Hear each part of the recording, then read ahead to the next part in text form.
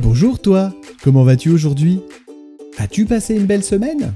As-tu vécu des choses formidables avec Jésus cette semaine? Que dirais-tu de venir nous en parler en commentaire ou sur les réseaux sociaux? Aujourd'hui, je vais te parler d'Adriel.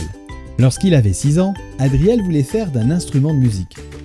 Mais il ne savait pas trop lequel choisir. Pourquoi pas de la guitare? Mais il n'y avait plus beaucoup de place disponible. Ou alors du piano? Mais ça ne l'intéressait vraiment pas du tout. Un jour, en rentrant de l'école le midi, il voulut aider sa maman à préparer le repas. Il voulut trancher les concombres avec une mandoline. Sais-tu ce que c'est une mandoline? La mandoline, c'est un instrument qui ressemble à la guitare, avec un très joli son. Mais la mandoline en question ici est un outil de cuisine qui sert à faire de fines tranches de légumes. Adriel a commencé à trancher le concombre avec la mandoline. Lorsqu'il arriva vers le bout du concombre, sa maman lui dit d'arrêter, afin de terminer avec une protection. Mais emporté par son élan, Adriel ne s'arrêta pas à temps et se trancha un petit bout de doigt et d'ongle, la lame frottant même l'os. Heureusement, ce jour-là, l'oncle d'Adriel était présent, chose qui n'arrive que très rarement en période d'école.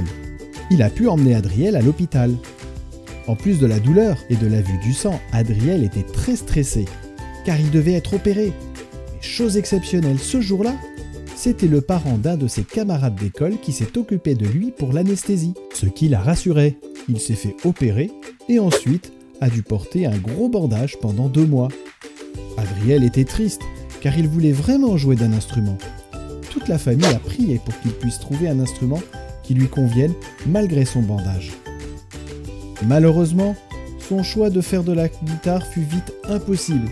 Et oui, plus de place à l'école et le bandage l'empêcherait d'apprendre.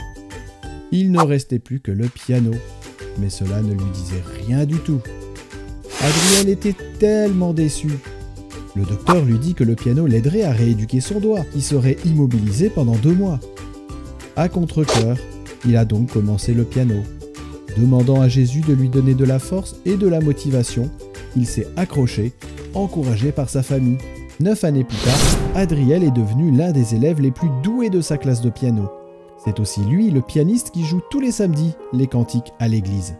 Tu vois, Jésus a bien fait les choses, car d'un malheureux accident, il a permis quelque chose de magnifique pour Adriel, pour sa famille, pour ceux qui l'écoutent jouer du piano, et pour toutes les personnes de l'église.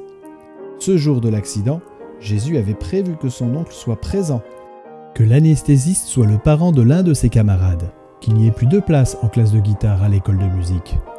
Jésus ne voulait pas qu'Adriel se fasse très mal. Mais comme les accidents arrivent sur cette terre imparfaite, il avait tout prévu pour que tout se passe au mieux pour lui.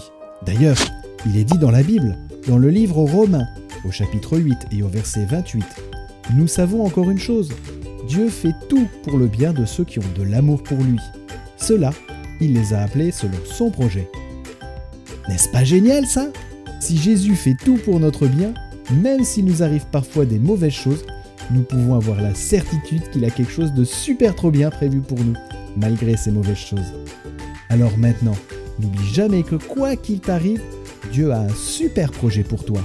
Même si tout te paraît étrange, nul, triste ou douloureux. À la fin, c'est Dieu qui gagnera, et toi avec lui. Allez, je te souhaite une belle semaine, que Dieu te bénisse abondamment. À bientôt!